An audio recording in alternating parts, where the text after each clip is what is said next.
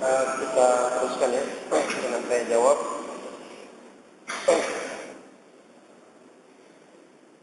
Pertama ada pengumuman kajian umum bagaimana menyikapi mimpi yang dibawakan oleh Al-Ustaz Fadil Mizan Kursi LC dari Lombok yang akan dilaksanakan insyaallah besok ya, hari Jumat 16 Safar 1432 Hijriah setelah selesai maghrib sampai selesai di Musolla Darussalam hampir Sawahan ya.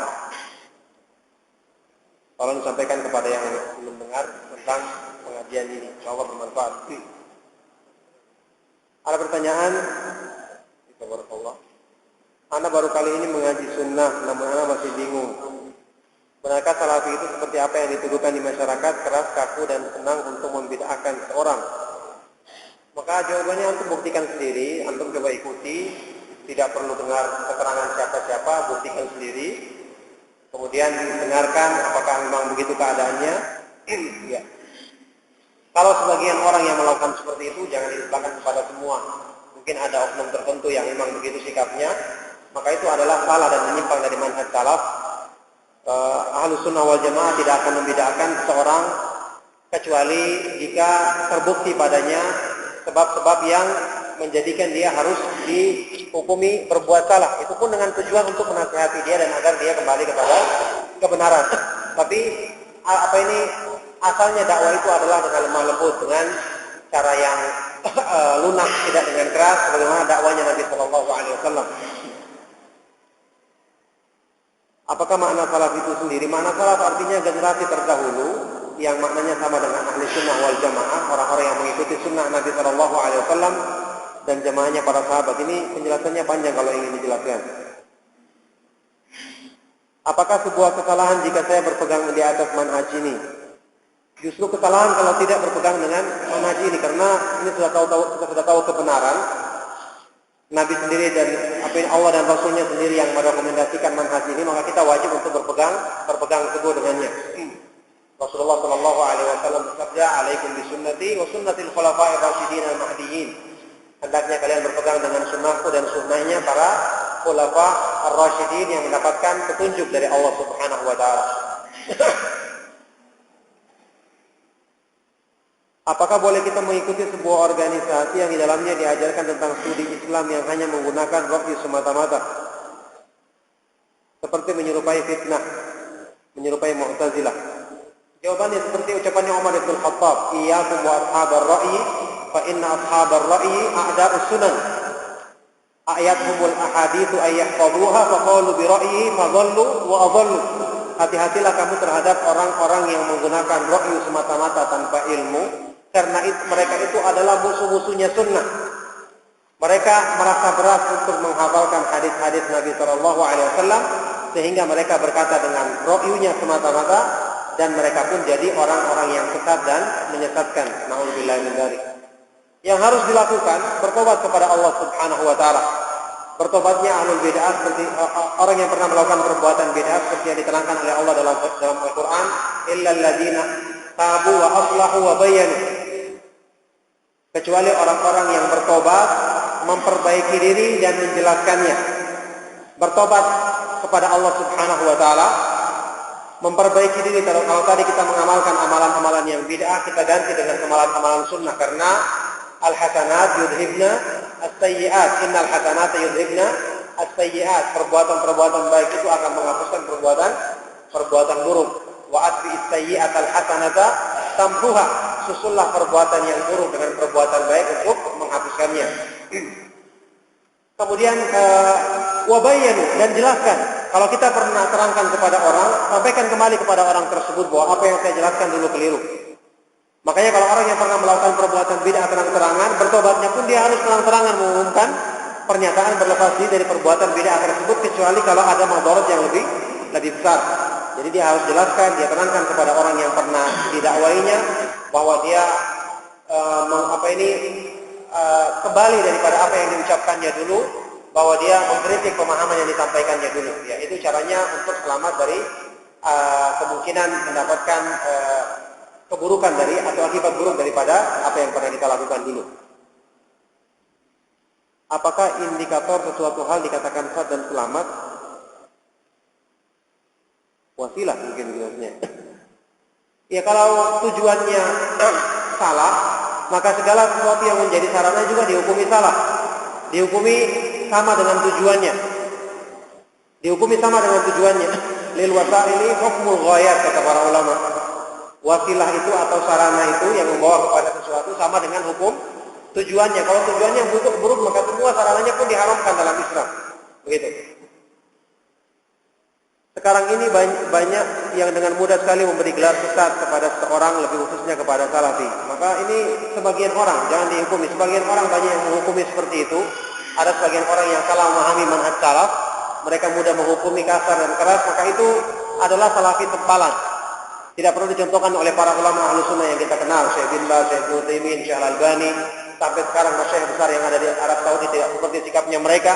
Maka mereka itu adalah salafi tempalan yang tidak memahami cara bersikap dengan benar, dan itu membuat fitnah terhadap kaum muslimin. Dan mereka justru adalah orang-orang yang terpengaruh dengan pemahaman Khawarij.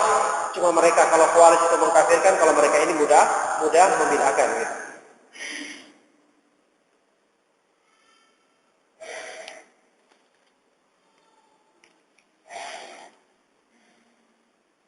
Ada seorang alim ulama yang berpendapat bahwa syafaat itu hanya ada di dunia saja. Syafaat itu mengikuti Al-Quran dan Sunnah ketika masih hidup, maka akan selamat nanti di akhirat. Beliau juga berpaham bahwa Lailatul Qadar itu seperti hari kemerdekaan RI. Astagfirullah.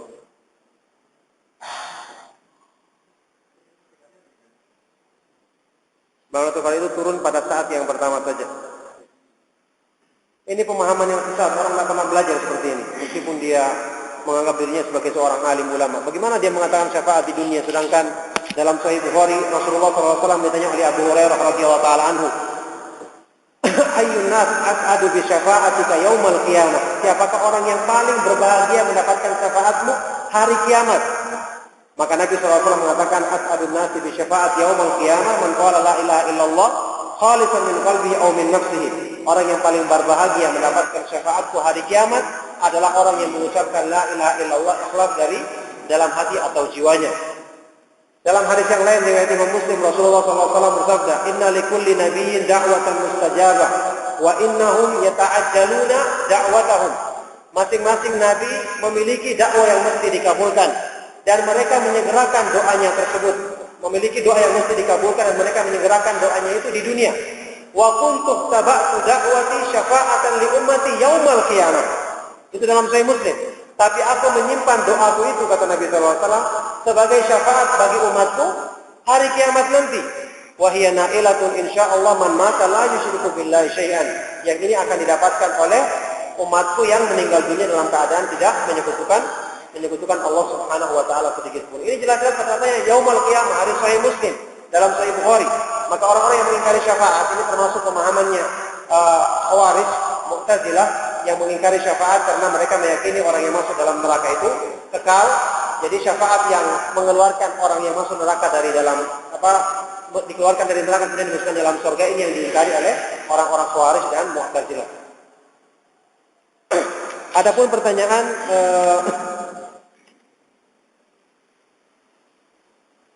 malam Lailatul Qadar itu seperti hari kemerdekaan RI, baca peringatan saya seperti peringatan 17 Agustus. Ini perumpamaan yang yang orang-orang seperti ini perlu didoakan agar mendapatkan hidayah, dan perlu diperingatkan dengan keras agar ini menjaga mulutnya dari ucapan yang sangat berbahaya seperti ini. Alhamdulillah, misalnya kita berlindung kepada Allah Subhanahu wa taala memperumpamakan sesuatu yang mulia, sesuatu yang bersumber dari petunjuk Allah Subhanahu wa taala dengan apa yang ada di dunia ini. Kita berlindung kepada Allah Subhanahu wa taala dari kalimat-kalimat kufur. Rasulullah SAW bersabda, semoga Allah melindungi kita dari perbuatan ini. Rasulullah SAW bersabda, inna rajula la yatakallamu fi kalimatin min sakhatillah la yulqi laha balan wa yahwi biha fi jahannam. Sesungguhnya seorang itu mengucapkan satu ucapan yang mendatangkan kemurkaan Allah, padahal dia tidak memperhitungkan akibat ucapan tersebut. Maka dengan ucapan itu dia masuk ke dalam neraka jahannam. Na'udzubillah min dzalik. Semoga Allah mengampuni dia dan semua kaum muslimin.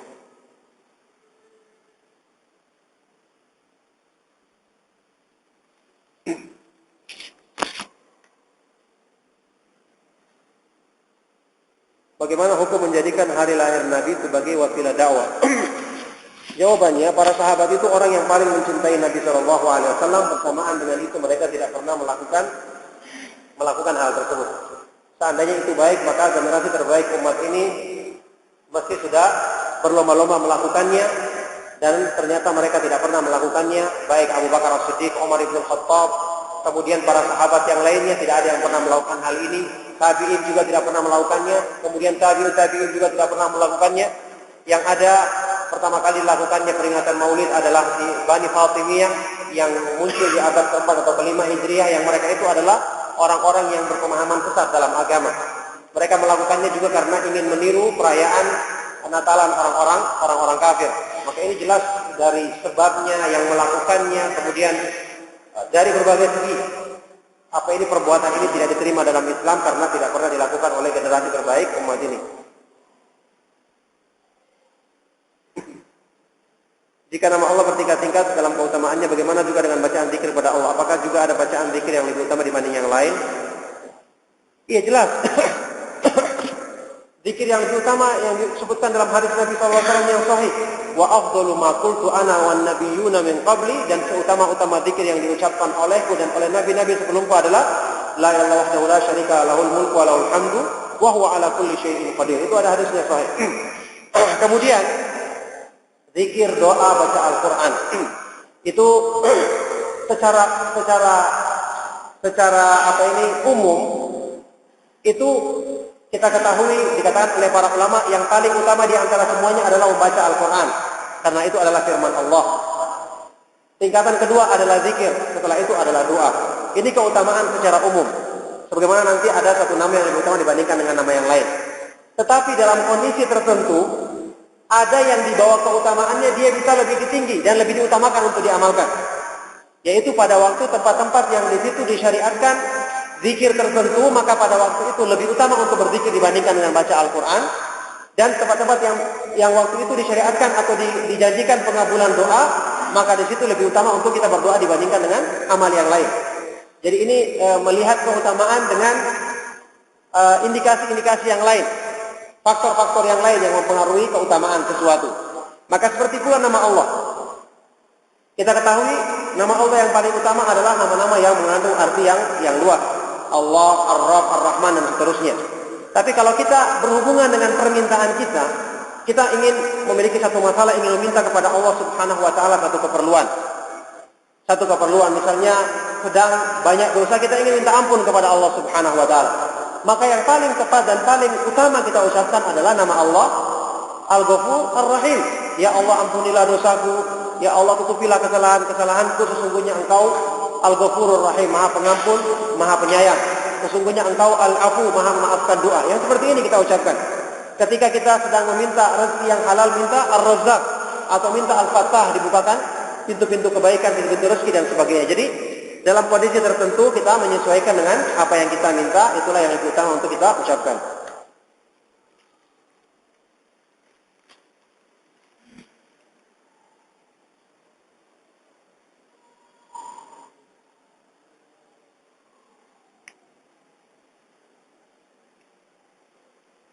Saya belum lama mengenal manhaj salaf, tapi ada sebagian teman saya memperingatkan bahwa kajian-kajian yang saya ikuti adalah kajian sururi, bukan salafi. Kemudian teman saya tersebut menyebutkan beberapa tempat kajian yang sesungguhnya salafi.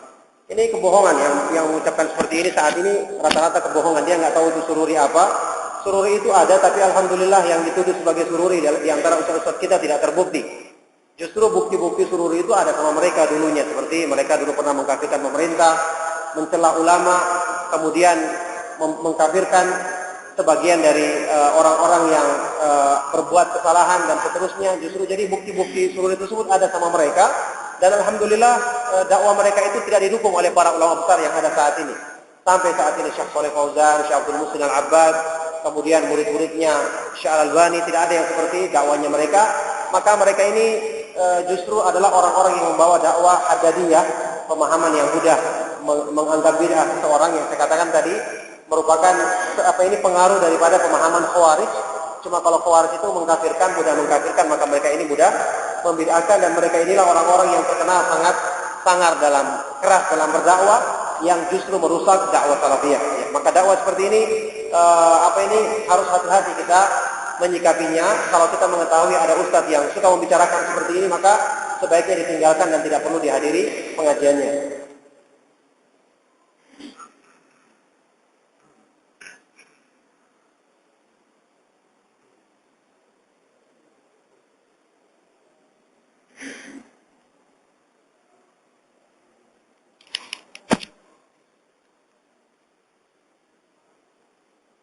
Apabila saya telah mampu untuk berangkat haji, tapi saya menunda keberangkatan saya karena saya lebih mendahulukan ibu saya yang berangkat haji terlebih dahulu. Apakah hal tersebut diperbolehkan atau saya harus mengutamakan diri saya terlebih dahulu untuk berangkat haji? Lebih utama kalau bisa berangkat dua-duanya. Itu jelas. Atau berangkat sama istri dan anak sekalian lebih utama lagi. Cuman kalau seandainya memilih kedua-duanya, kalau ibu kita itu tidak mampu, maka dia tidak wajib untuk melaksanakan haji. Kalau kita mampu untuk diri kita sendiri, maka kita wajib untuk mendahulukan karena itu adalah kewajiban kita yang utama. Adapun masalah ibu kita, kalau dia tidak mampu, maka kalaupun dia meninggal dunia, maka Allah tidak akan mengazab dia karena memang dia tidak mampu. Lain kalau dia sendiri mampu, maka ya kita usahakan dia bisa haji duluan atau kita bareng-bareng semuanya lebih bagus lagi. Kalau memang dia asalnya mampu, tapi kemudian butuh pendamping kita misalnya atau membutuhkan perawatan yang lainnya yang harus kita dampingi, maka ini perkaranya lain. Tapi kalau dia asalnya tidak mampu secara syarat-syaratnya haji yang lain, misalnya materi dan perbekalan, maka kita yang wajib, maka kita harus mendahulukan diri kita sendiri.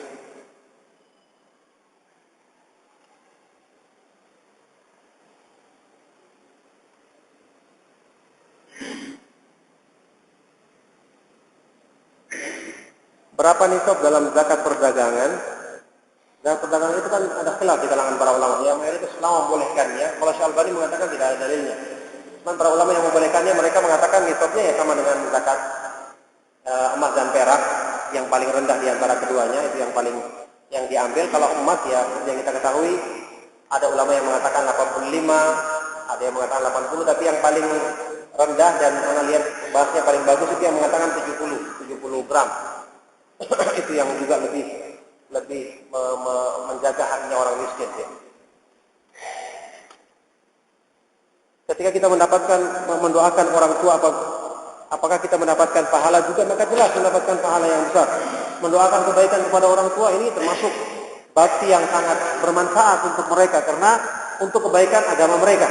Jadi ini jelas sangat dianjurkan. Sebagaimana Nabi SAW sendiri mensifati anak yang soleh, waladun soleh yad'u lahu, anak yang soleh yang selalu mendoakan orang tuanya. Ini menunjukkan sifatnya anak soleh. Di antara sifat mereka yang utama adalah selalu mendoakan kebaikan untuk orang tuanya.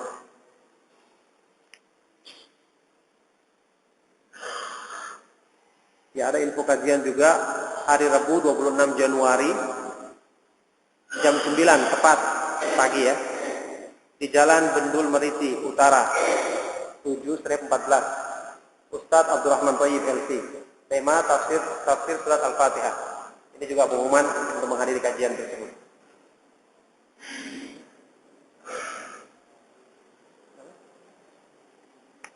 Apa perbedaan dari taufik dan hidayah? Hidayah itu lebih umum karena dia mencakup juga taufik di dalamnya. Tapi ada juga yang kita ketahui hidayah terbagi dua, ada hidayah taufik, ada hidayah bimbingan, irsyad sama jalalah. Yaitu hidayah yang dilakukan oleh manusia, yang mampu dilakukan oleh orang-orang yang mengajak ke jalan Allah Subhanahu wa taala, para dai, sebagaimana yang Allah Subhanahu wa taala sifatkan tentang Nabi sallallahu alaihi wasallam, wa innaka latahdi ila siratal mustaqim. Sungguhnya engkau menunjuki manusia ke jalan yang lurus, membimbing manusia untuk menempuh jalan yang lurus. Tapi hidayah taufik adalah cuma milik Allah Subhanahu wa taala. Bagaimana firman-Nya, innaka la tahdi man ahbabta walakinallaha yahdi man yasha wa huwa a'lamu bil muhtadin. Sesungguhnya engkau ya Rasulullah tidak bisa memberikan hidayah, yakni taufik kepada orang yang kamu cintai, tapi Allah dialah yang memberikan taufik kepada siapa yang dikehendakinya, dan Dia yang lebih mengetahui tentang siapa yang berhak untuk mendapatkan hidayah. Ya, sudah selesai ya, cukup kajiannya. Semoga Allah Subhanahu wa taala memberi manfaat kepada kita semua. Sallallahu alaihi wasallam wa baraka ala nabiyina Muhammadin wa ala alihi wa ashabihi wa man tabi'ahum bi ihsan ila yaumil qiyamah.